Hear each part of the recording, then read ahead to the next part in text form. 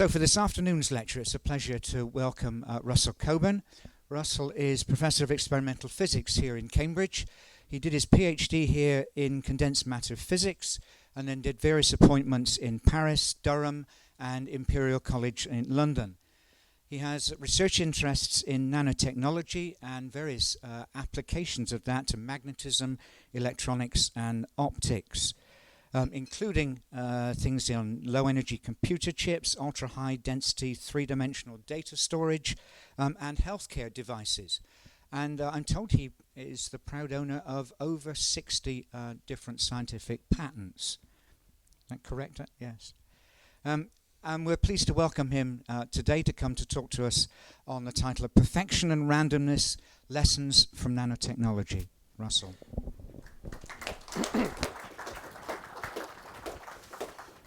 Great, thanks very much, Keith, and good afternoon, and welcome to this first lecture of this term's series.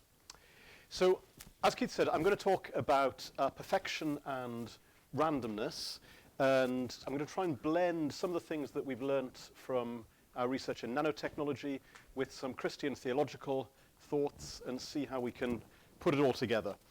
So, there is a very classical theological problem that theologians have studied about how to think of a creator God in a world with processes that appear to be random and uncontrolled. And at the risk of simplifying, because that's what I need to do, it seems to boil down to two particular problems. And that's, firstly, random processes by definition are unpredictable. And if you can't know them, can God know them? And does that challenge, therefore, his omniscience? And secondly, if you've got a world with random processes in it, lots of different things can happen. And some things don't have to happen. So there's contingency there.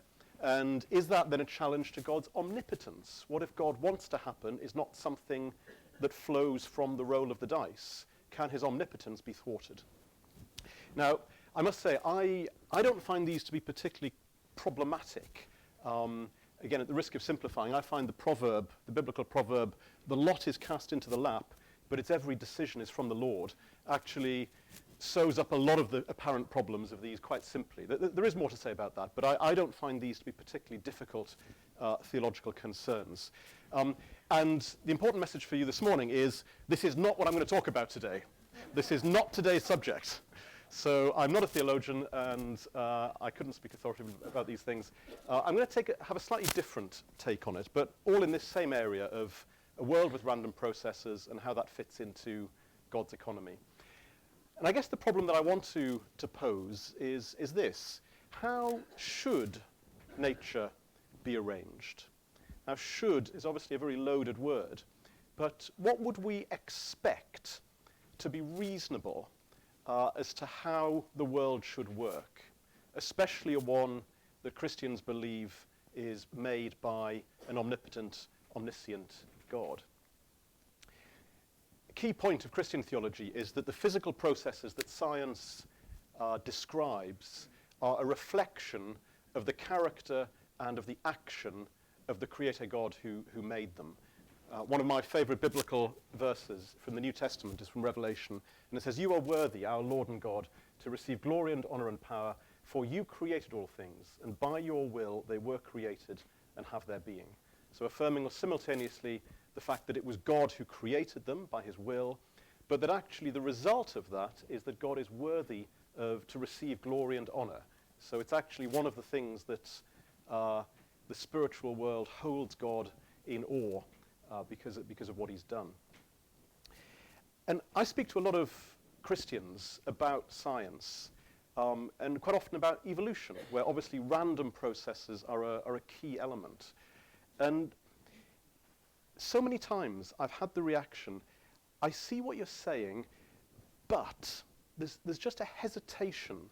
There is a reluctance to accept that random processes are an intrinsic part of the world that God has created and the way he wants things to be. Let me just quote one random stranger in an audience who, after I'd been speaking about evolution, said, well, perhaps God was trying out different designs in the animal world and then used the results to make humans. Now, actually, there's an awful lot in that. I must say, I can't actually see how that is distinguishable from the process of evolution, but it's this action, this definite action of first you try out and then you implement. It has a sort of an engineering feel about it, and certainly in that person's mind, that would be a more acceptable way for God to operate. So what I want to talk about today is to challenge our expectation of how we think God should operate, especially with regard to scientific processes which we would describe as being random or stochastic. Let me give you some examples. Let's compare the human brain with a microprocessor. So that's a human brain, lots of synapses and all sorts of things, all pretty messy actually. And if I were to write up a list of words that describe that, I would probably use words like messy, disorganized, uncontrolled, random, and maybe, if I was feeling grumpy, badly designed. Certainly if I put my electronic engineer's hat on, if I open an instrument and I see wiring like this, I say, what was the electrician thinking of? Compare that to a modern microprocessor. This is a so-called VLSI, very large-scale integration, the sort of thing that runs your mobile phone. And there, the characteristic words would be ordered, precise, predictable, perfect, well-designed. And if we dig down into the heart of engineering, there's a very classical engineering design loop with every engineering student learns at university is to be the way an engineer goes about solving a problem. So it starts here. You identify the need. Then you research the problem. You develop possible solutions. You select the most promising solution. You construct a prototype. You test and evaluate the prototype. You communicate the design. And then you refine. And you go around the loop again. This is the classical engineering process.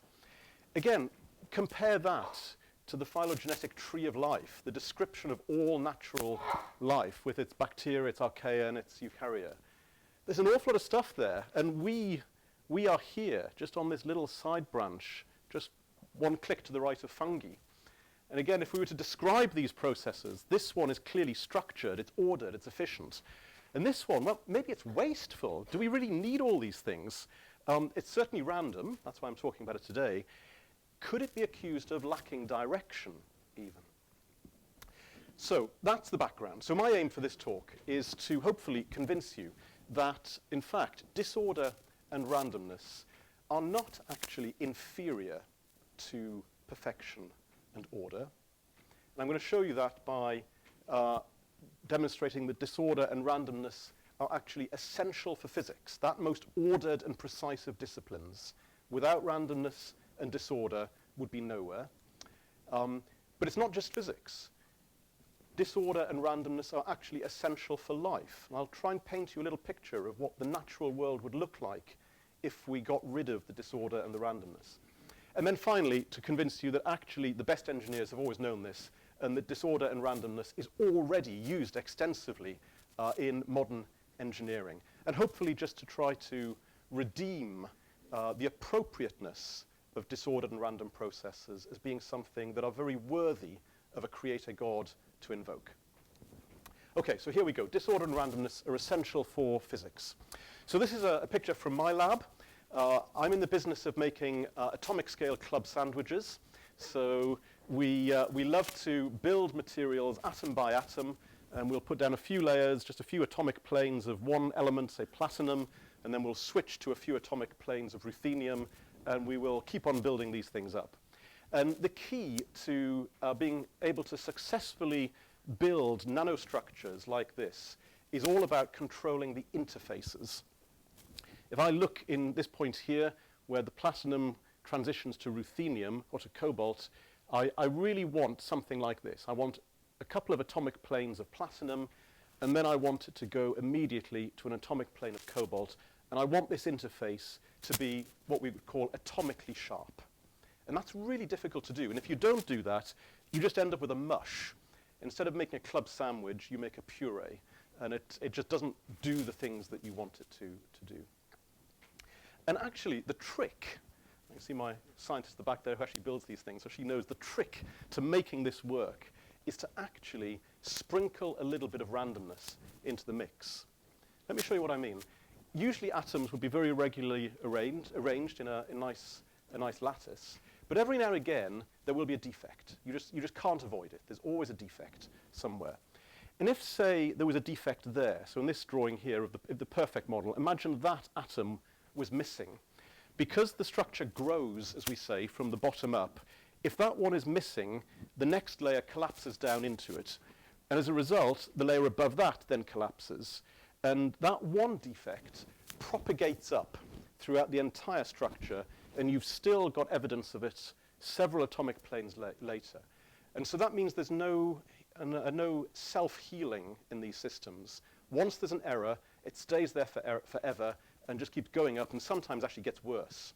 So you've got to stop that process if you want to build nice, ordered atomic stacks. The analogy I sometimes use for this is it's the princess and the pea. That one little defect here and it propagates all the way up and is still evident at the top of the stack. So what we do is we sprinkle a little bit of a material that naturally has no order in it. It's ultra-thin tantalum. If tantalum is less than about 5 nanometers thick, the atoms don't form a regular array, and they just form a bit of a disordered mess. And the beauty is now, if we have a missing atom in the same place, it doesn't propagate, because there was never any expectation there should be an atom there in the first place. It has the property of healing the defect as we go up through the stack. And you see the top surface there is almost identical to what it would have been in the perfect case. So there's just one little example. A little bit of randomness helps us to make perfect nanostructures. To put another way, without the amorphous, in other words, lacking order, nature of ultra-thin tantalum to act as a smoothing layer, it would be impossible to build multi-layered nanostructures. The reason for that is the materials with randomly ordered atoms often have this property of healing defects.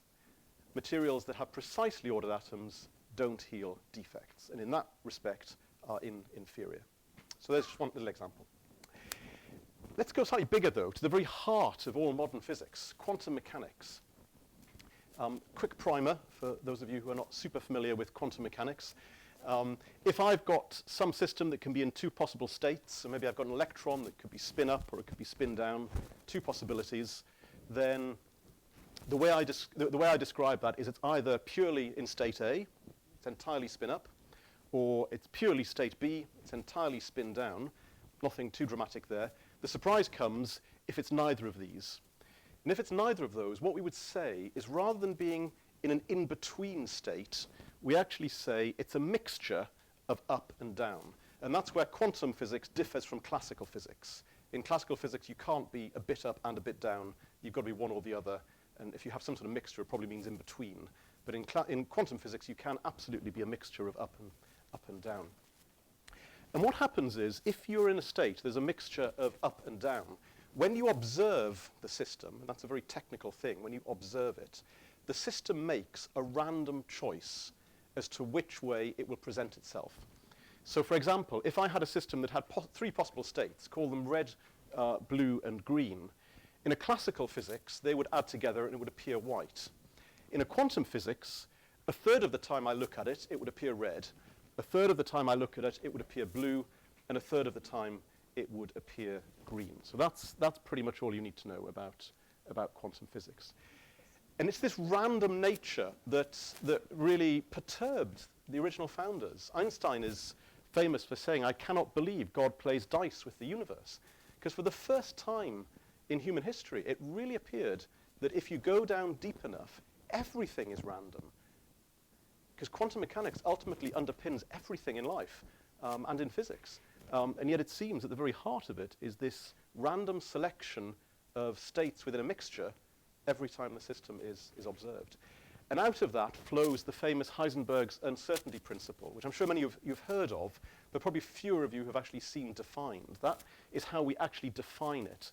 And what it means is, if I've got a particle that has both a position and a momentum, then the error in my knowledge of the position multiplied by the error in my knowledge of the momentum must be greater than a constant. Here's a more real-world example. that, very fortunately, is the rather lovely view from my kitchen window, and this lovely old church. And every few weeks they have a bell practice, and there's wonderful sounds pouring out of the bell tower. If I were to ask you the question, where is the sound? It wouldn't make any sense. The sound is everywhere. It fills the whole space. And that's a sort of a classical example of the uncertainty principle. Because the note of the bell is well defined, that effectively means its momentum is well defined, then its position can't be. It has to be everywhere if we know its pitch. And that's sort of what the uncertainty principle is getting at. And so we find that really at the heart of quantum mechanics, there is a tensioning between degrees of perfection and randomness. Specifically within the Heisenberg's uncertainty principle, the more precise you get about one quantity, by definition, the less precise you get about the other. And this isn't just about our ability to make measurements. It's not if in years to come we will just have better machines that can measure both of these properly. It's much more down to that fundamental question of, if I know the pitch of the sound, I cannot know its location. It's just unknowable. And yet, even though at the heart of quantum mechanics you've got this element of uncertainty, out of the mathematics comes perfection. Probably the best example is a street lamp. If I look at a street lamp and I put a spectrometer on it to measure the color of the light, it is precisely 589.3 nanometers. And it doesn't depend on manufacturing defects or on which supplier made the lamp or which country the sodium was mined in. It's always 589.3 nanometers. That's something an engineer would love to be able to do, to be able to take multiple manufacturers and multiple sources of things and yet get precisely to 4 significant figures the same result every time. And it comes out of quantum mechanics, where those random wave functions actually work together to give you precisely defined states. So out of randomness comes precise definition. Now here's a one that will maybe surprise you. In my world of physics, if I walk into a theoretician's lab and ask her what she's working on, she may well say, I'm doing Monte Carlo simulations. I remember the first time I heard that, I thought, what's going on here? You're doing online gambling? Or what does that mean? And what it means is that quite often in physics, you have a horrendous equations like this to have to solve. Big functions with hundreds and hundreds of variables that must all equal 0 or something like that. Virtually impossible to find a solution to. And probably one of the classical examples of this is the so-called traveling salesman problem, which computer scientists and mathematicians know very well. That's, imagine you're a salesman who has to visit a number of cities to sell your wares. What's the most efficient route to go from one to the other to minimize the total distance that you have to drive? Now that may seem like a very trivial problem, but it's an exemplar of a much more general class of problems that underpin all sorts of physics. And it's very hard to solve. And the way we do it is using random processes. We actually set up a computer program that generates random numbers and randomly tries different routes and sees if it's getting better or worse, and uses that to home in on the most efficient solution. And it's called a Monte Carlo simulation because it mimics essentially the processes of the casino.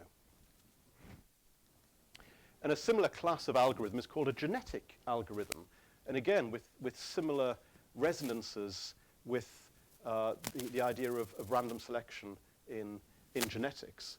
So for example, if you go across to Oxfordshire, you will see this chap here. This is the diamond synchrotron, a very, very bright X-ray source.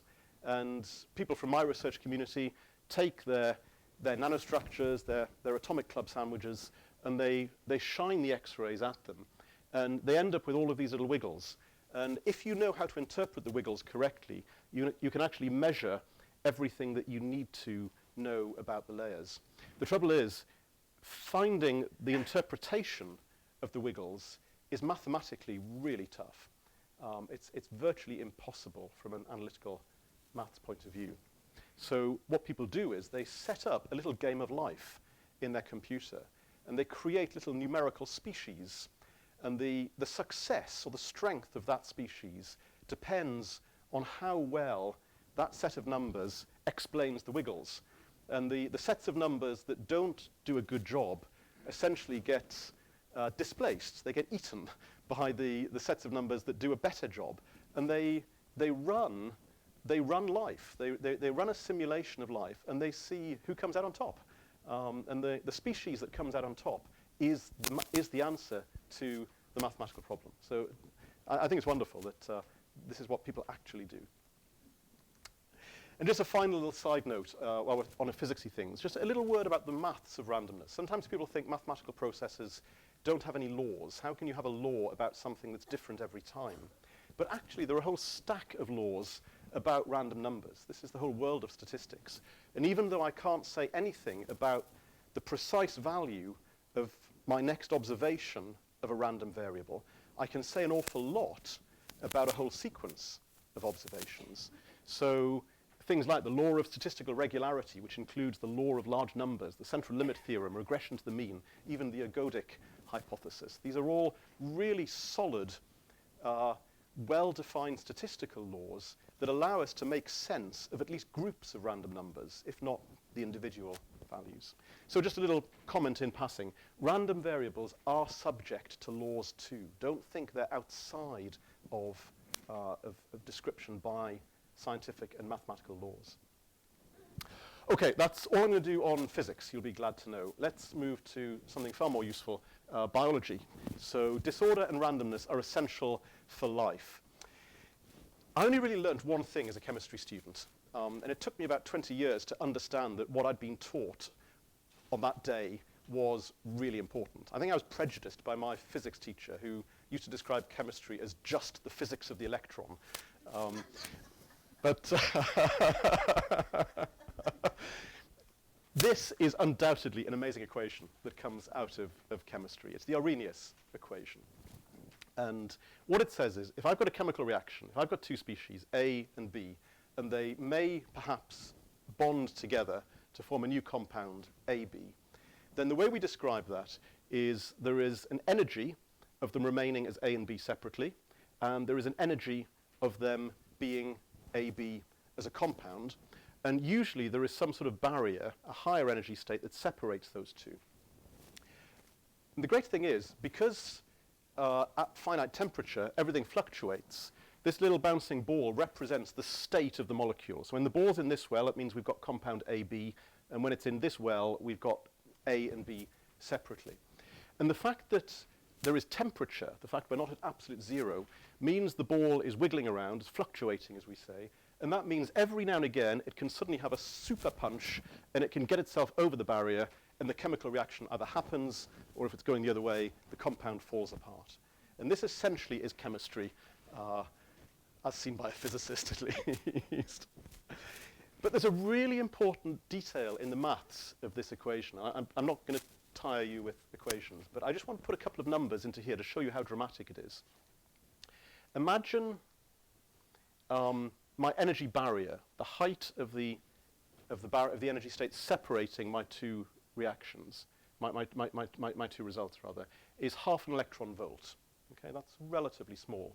Then at room temperature, it will typically take half a second of random jiggling before this thing is able to hop over and the reaction takes place. So that's what we would think of as a reaction that happens relatively quickly, if it happens within half a second. Let's just make a small tweak to this energy barrier. Let's take it from half an electron volt to 1 electron volt.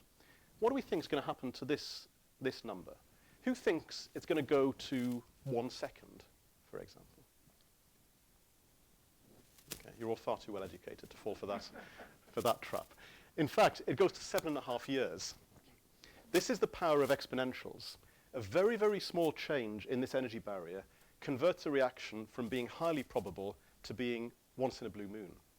And the bit that I never understood as a student, but which suddenly came to me 20 years later, was the fact that this gives you precise selectivity. At a given temperature and on a given time scale, there is only a very narrow band of energy barriers which will react. And that allows you to have a whole plethora of different species and to be able to control which ones react and which ones don't. And actually, at its heart, it's responsible for virtually all of the complexity in chemistry, and by extension in biochemistry, and from there in life. To put it the other way, if we didn't have random fluctuations in energy, let's imagine the world was at absolute zero when there's no jiggling about. And in some senses, in our primitive concept of randomness, we would therefore think of that as being more perfect. We don't like fluctuations. They mess up the engineer's design. If it was perfect, then most chemical reactions wouldn't happen. We wouldn't be able to select different reactions according to their energy. Very specifically, the selective base pair binding in DNA, which gives all of life its complexity, so the A to D and the G to C, just wouldn't exist. You wouldn't be able to differentiate between A to D and G to C. Enzymes wouldn't work. Enzymes are just biological catalysts, and all they're doing is controlling that energy barrier. But if there's no fluctuations, that barrier doesn't do anything. Try to imagine a biology without enzymes. In short, there would be no life. So actually, at the very heart of our existence and all of the complexity of the chemistry that makes life interesting and possible, you need random fluctuations.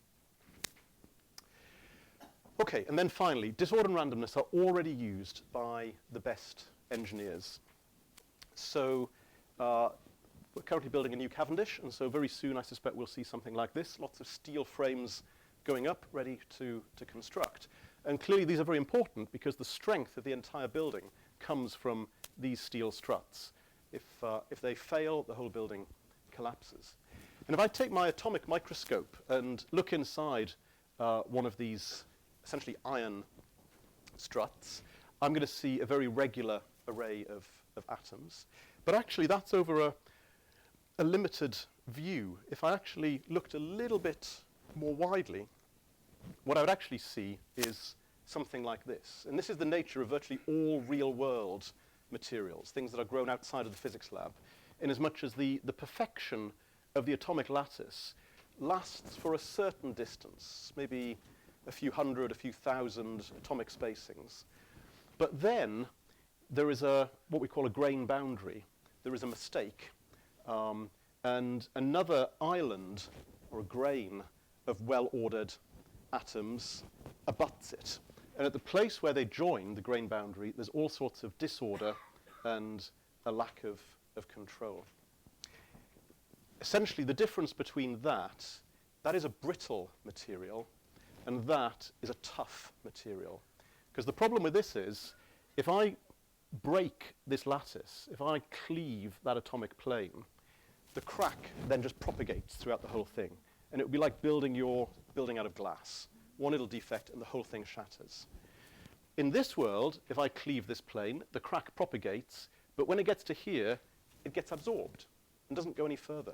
So again, the randomness and the disorder inherent with the grain boundaries is actually what gives the material its strength and allows it to recover from unfortunate incidences like being kicked or experiencing mechanical shock. To put this in very real-world terms, which is the better biscuit? Carr's table water biscuits, these are the perfect form, if you like, or squashed fly biscuits that are much more disordered. And if you try to eat these, you know that these shatter and crumble all down your front. These are actually quite elegant to eat in public. And it's exactly the same principle. The raisins act, the random raisins rather, act as absorbers of crack propagation and give the structure toughness.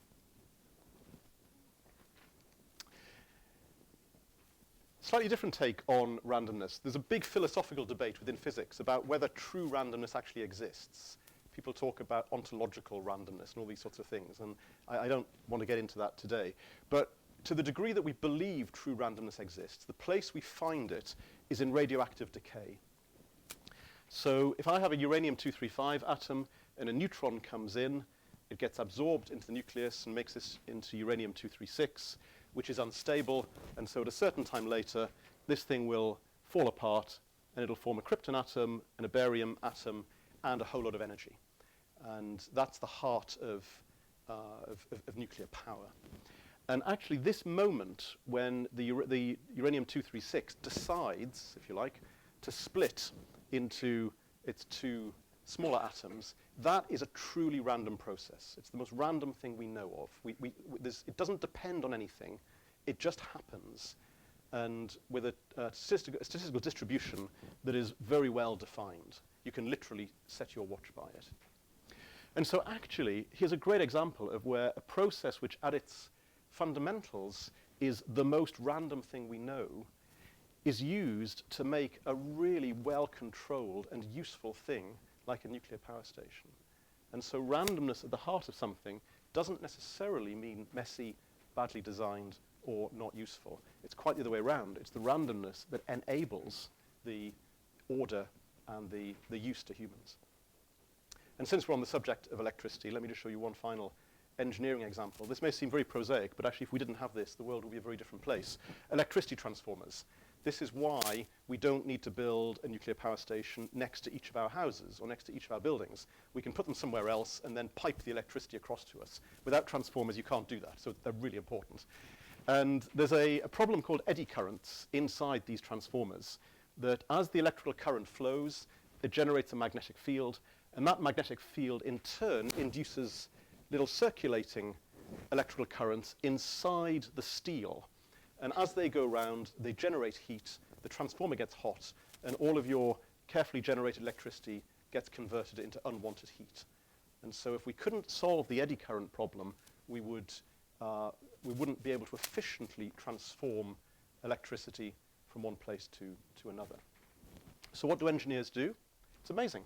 They put some randomly placed silicon atoms inside the iron inside the transformer.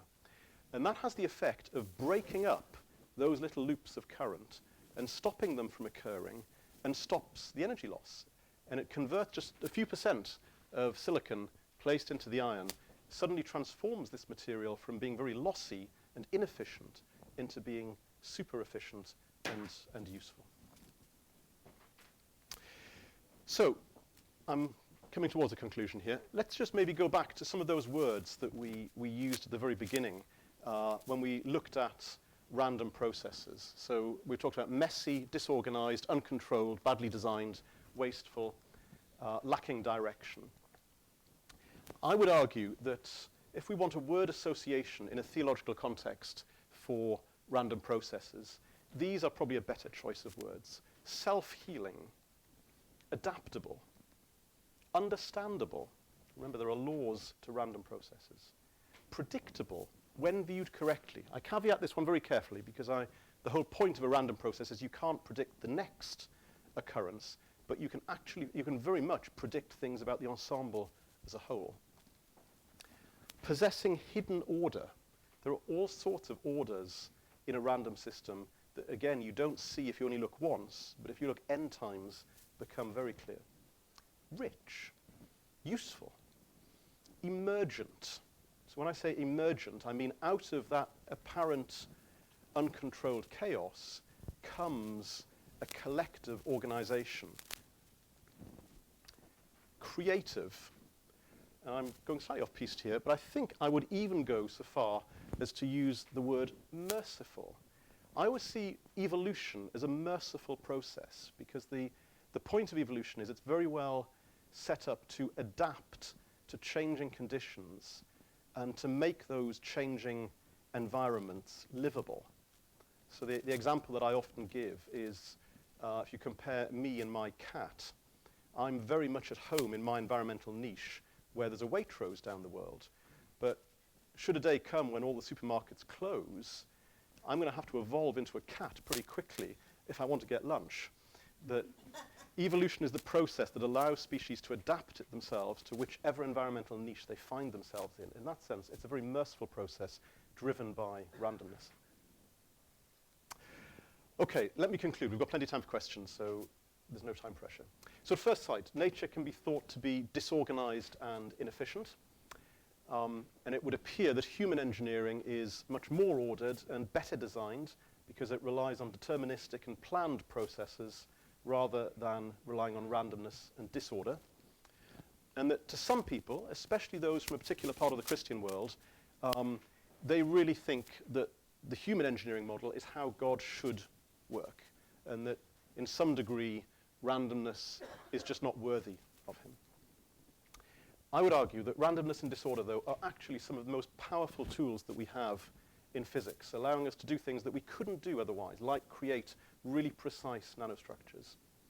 And that actually at the heart of all of physics is quantum mechanics, which perfectly tensions perfection and randomness, and out of that emerges precision, predictability, and real laws. Without the random fluctuations in energy that accompany temperature, we wouldn't have advanced chemistry, we wouldn't have DNA, we wouldn't have enzymes, we wouldn't have life. And actually, the best engineers have always known this, and they do and have done relied on randomness to make many essential tools, including nuclear power stations, steel, and transformers. And with that, thank you very much for listening.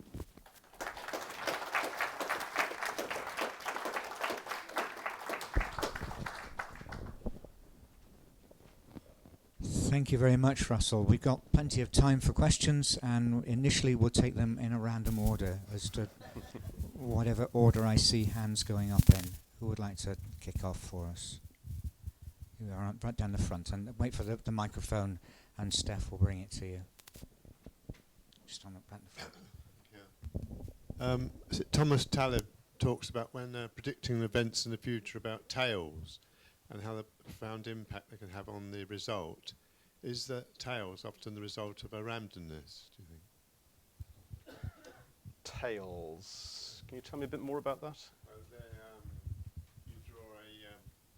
you draw a graph of the likelihood of something, Yeah. and you get the bell curve. Yeah. And then there's often a very thin little tail at the end of it, and that often doesn't occur very often. When it does, it can throw the whole thing out of kilter. Sure. So I mean, what you're touching on there is the whole world of statistical distributions.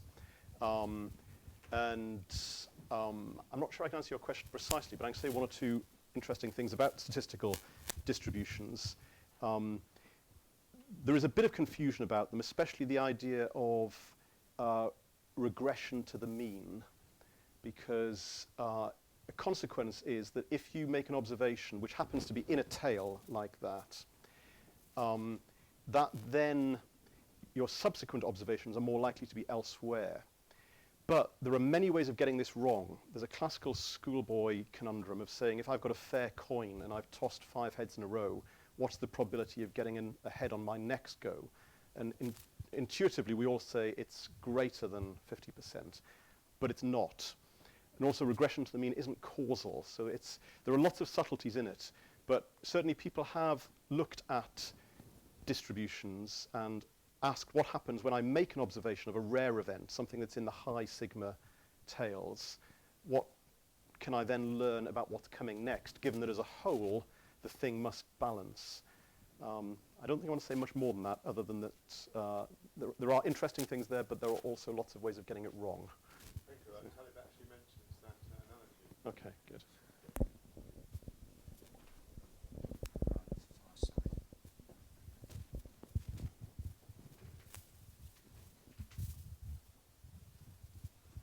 Thank you very much for your very interesting talk. I just wondered if chaos theory was another example. You can't possibly predict where any of the individual points go if you've got a pendulum with 2 joints or whatever. And yet, out of it comes these incredible patterns, and doesn't it create all sorts of things in physics and chaos theory? Once you get into it, it can create all sorts of answers to the universe and what have you. There was thank you, that's a really interesting thread to tug at. I mean, there was a time, actually it was when I was just studying physics, so in the early 90s, when everybody thought chaos theory was absolutely the future, and there were all sorts of wonderful graphical images you could produce by plotting equations that looked like sunrises and all sorts of things. And there was sort of a feeling that somehow chaos would maybe be a route into an equation that would then lead to creation as we know it. I don't think chaos is delivered. I think it's very interesting physics, but I don't think it's had the breadth of impact, the universal explanations that were maybe promised at its inception. What's really interesting about chaos is that the equations themselves are entirely deterministic. So there's no random element in the equations themselves. All of the apparent randomness comes out of the fact that we don't know the inputs going into those equations accurately enough.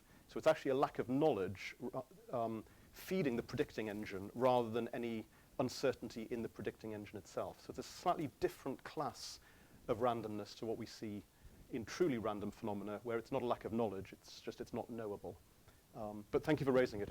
It's very much a sister topic to this. Yeah.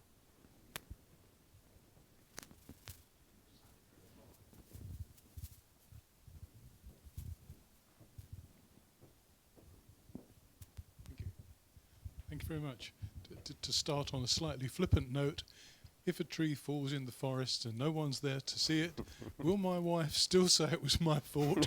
But the more interesting one is that if you had an infinite number of levels and an infinite time distribution for measuring an analog signal, you should in principle be able to get perfection. But in reality, you haven't got an infinite number of levels, you haven't got an infinite number of time slots. So in reality, you've got quantum distortion, quantized distortion, in fact. And the way to get round it is to put dither onto the system. Absolutely. You put a bit of randomness, either in the time or on the analog length. Absolutely. You must be an electronic engineer or a signal processing sort of guy, I guess. I always feel that's a proof there's a God. Thank you. I mean, that certainly could have made the list of examples. This trick that engineers do to get round the discretization in their measurement system, they actually add noise, and the noise dithers you up and down above those levels, and because the random noise averages out over time in a way that the discrete levels don't, you actually get more resolution. So it's a great example of using randomness to see more clearly. Thank you. Just a quickie on that. A long time ago, I asked one of my electrical engineer friends, communication men, why is the brain organized such that things from one side have to go over to the other side and vice versa? I said it's almost like you're putting noise into the system, and he, many, many years ago, said precisely that thing, that sometimes with a digital system, adding a bit of noise actually makes it work better. So perhaps that's what got. Thank you. And just to follow up on that, one of the hottest research topics in modern applied physics at the moment is what we call neuromorphic computing, which is essentially saying the brain got it right and Intel didn't, and that if we could design our chips based around the architecture of the brain rather than around the classical von Neumann architecture that we currently use, we could maybe do some things, especially pattern recognition things, more efficiently. And so if you write a grant application with neuromorphic computing in, you're guaranteed funding.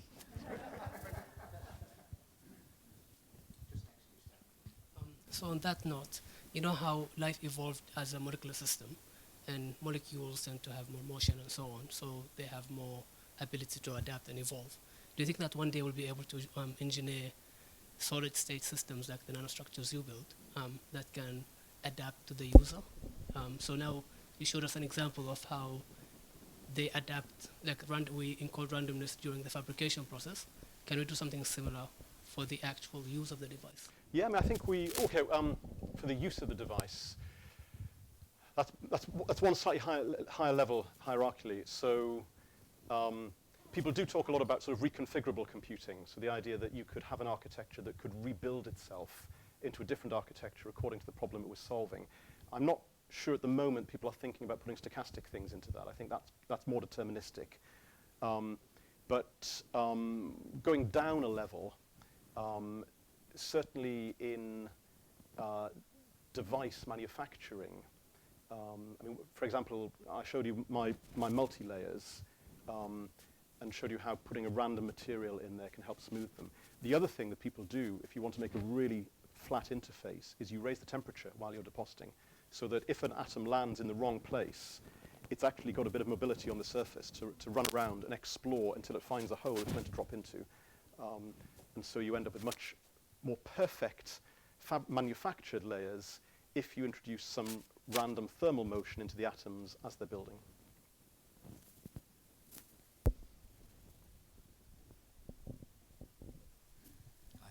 Hands going up, one here, and then we go back a couple. Please, sir, have you got a book on this? One day. Sadly not. Hi. You presentation is very clear and beautifully delivered. I'm left with, I think there are two alien beings in the presentation. One is the word random, and the other word is perfect. They come from a sort of different realm in that an artist could, or a linguist could look at those words and say, well, how on earth do you define them? I would have thought a scientist might have the perfect definition of random, but from your presentation I didn't get that impression. No, I think we do actually. I think to all intents and purposes, lacking predictability is a pretty good definition of random from a scientific point of view. And I was left with one question, which is that also true, that the difficulty of definition, is that also true of the word God? I mean, I think you're right in as much as whenever we talk about God, whenever we engage in any sort of theology, we must be very precise about our definitions. So if I say I believe in God, which I do, you might hear something completely different. It's quite possible for us both to say I believe in God, and yet actually what we're talking about is completely different things. So we certainly need to work on the definition as to whether, I mean, there certainly isn't one that comes out of science. I think that comes more out of theology. I guess my whole talk was phrased in terms of the definition of God that we have as per the light of Christianity has these attributes, these characteristics of omnipotence and omniscience. And how do we relate the physical world that we observe as scientists to those defined characteristics, if you like. So I hope that's maybe a little talk around your question, if not a direct answer to it.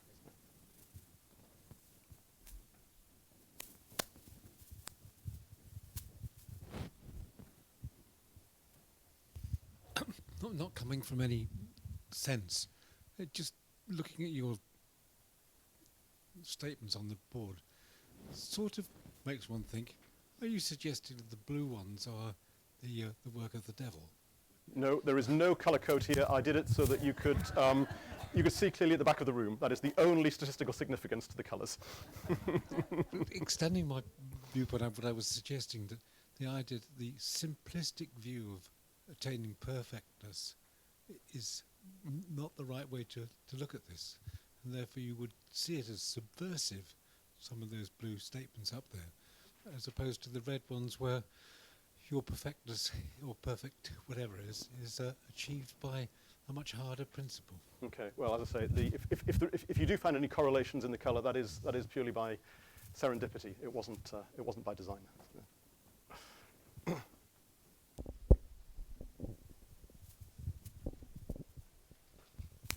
If I may have another go. You talk about evolution and randomness in evolution, and of course there is, particularly in divergent evolution.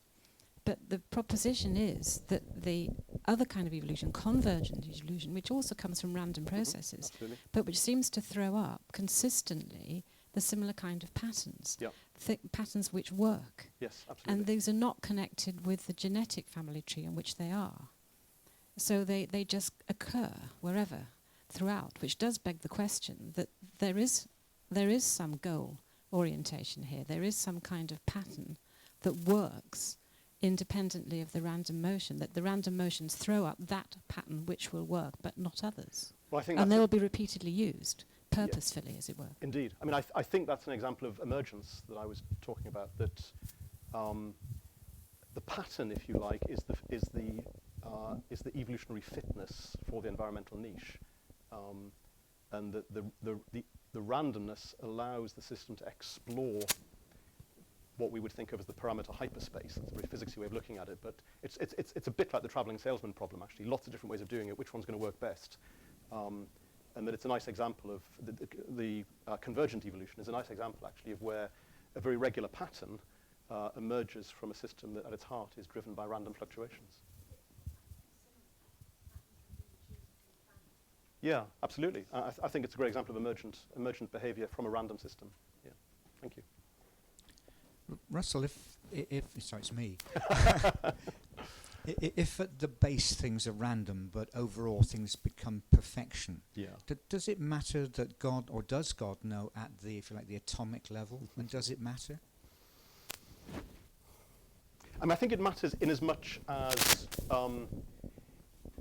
if we have a definition of omniscience and omnipotence which ought to include every level of creation, I don't want to put a barrier into that. I don't want to say, actually, there is a level beneath which God has no knowledge if the claims of the attributes of God are such that he ought to. So I think it matters in that sense. I often refer to the verse in Colossians, which talks about in Jesus all things hold together.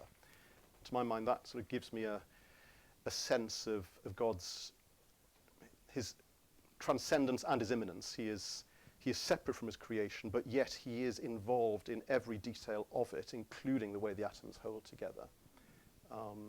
But while still respecting that transcendent, immanent tension that Christians believe in. I'm seeing another hand at the back there. Yeah, the microphone's coming to you. How does all this relate to human behavior and the random and wanton behavior of us human beings? Are we going to end up in perfection by mistake or not? Well, I mean, one of the laws of statistical mechanics is there are many more ways to get things wrong than there are to get things right. I think at that point we'll draw our conclusions, our time together to a conclusion. Russell, you've taken us through some intricate physics in a way that in some way I think I understand, which is an achievement. Thank you ever so much for this afternoon. Thank you.